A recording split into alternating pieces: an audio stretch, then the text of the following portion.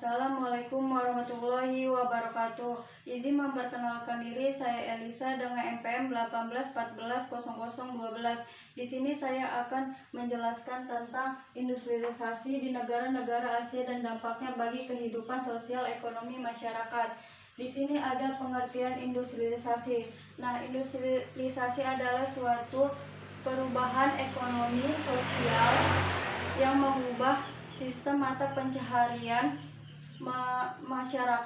masyarakat agraris menjadi masyarakat industri. Lalu yang selanjutnya ada negara industrialisasi. Yang pertama adanya Jepang.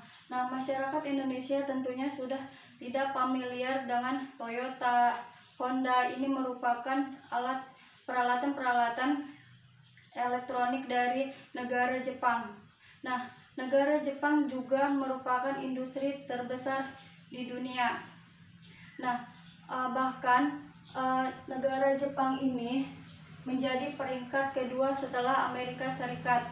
Nah, produk-produknya ini sudah tersebar luas ke penjuru dunia. Nah, produk-produknya itu seperti semen, peralatan-peralatan elektronik, permainan, kamera, alat transportasi, dan yang lainnya. Kita beralih ke Korea Selatan. Nah, sedangkan Korea Selatan ini menjadi macan 4 Asia. Nah, industrialisasinya ini sangat cepat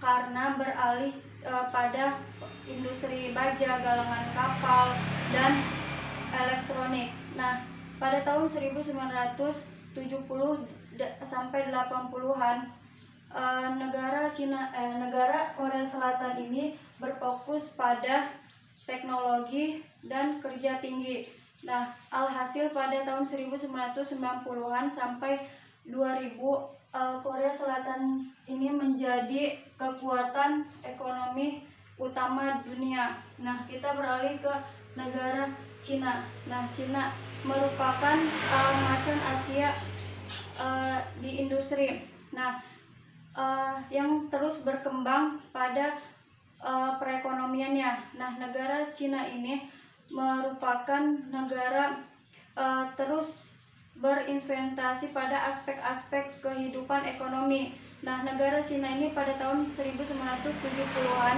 ini menjadi negara tertutup industrialisasi. Artinya tidak tertutup pada internasional. Nah, pada akhir tahun 1970-an Cina ini membuka inspektor asing. Nah, pada pertumbuhan yang sangat pesat di pemerintahan Deng Xiaoping ini, Cina mengundang inspektor asing ke modal Cina untuk mengubah menjadi VDI. Nah, selanjutnya ada India. Nah, India ini berfokus pada berinvestasi pada sektor ekonomi seperti bioteknologi, teknologi nuklir, terus farmasi, pendidikan yang tinggi yang berorientasi pada teknologi yang melampaui batasnya, bertujuan untuk membentuk kutub spesialisasi yang bertujuan untuk menembus pasar luar negeri. Nah, sedangkan Indonesia diindustrialisasi di negara Indonesia ini semakin menurun akibat dari krisis ekonomi pada tahun 1998. Kemenurunan industrialisasi di negara Indonesia ini bukan karena tidak memiliki modal untuk berinvestasi di dalam negeri, tetapi penyerapan produk hasil luar negeri di dalam negeri. Nah, di sini ada dampak sosial dan lingkungannya. Nah, di sini yang pertama adalah urbanisasi. Nah, urbanisasi ini terpusat tenaga kerja pabrik di suatu daerah sehingga daerah tersebut menjadi kota besar. Yang kedua adalah eksploitasi tenaga kerja. Pekerja harus meninggalkan keluarga di mana industri itu berada. Nah, yang selanjutnya lingkungan hidup ini menimbulkan banyak penyakit.